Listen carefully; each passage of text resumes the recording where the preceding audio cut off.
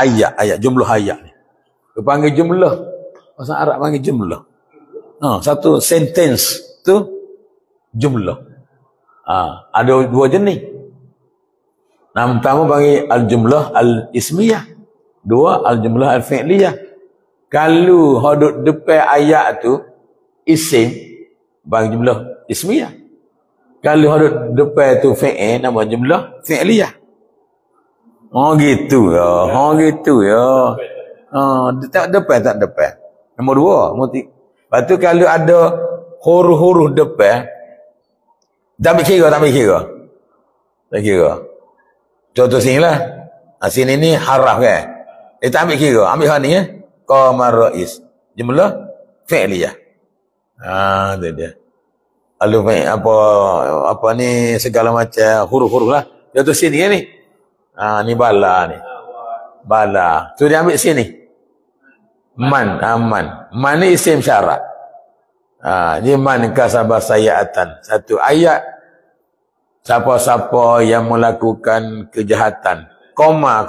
Tak habis lagi ni. Wa hatat bihi khati'atuh.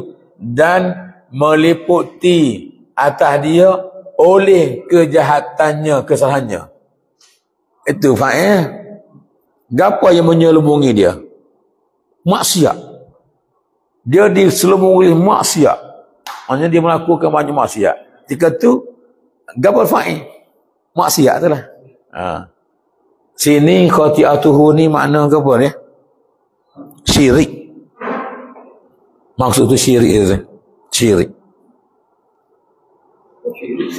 Nah syirik. Ni sayi'ah ni. Ni sayi'ah ni syirik ni. Sayi'ah ni syirik. Syirik. Maksud dia syirik tu. Nah, siapa-siapa melakukan kesalahan, kejahatan ni adalah syirik. Maksud dia syirik. Ini maksud dia. Kemudian dia tu diselaputi oleh kejahatannya. Yang ni fa'il ni. Fa'il kepada ahatat.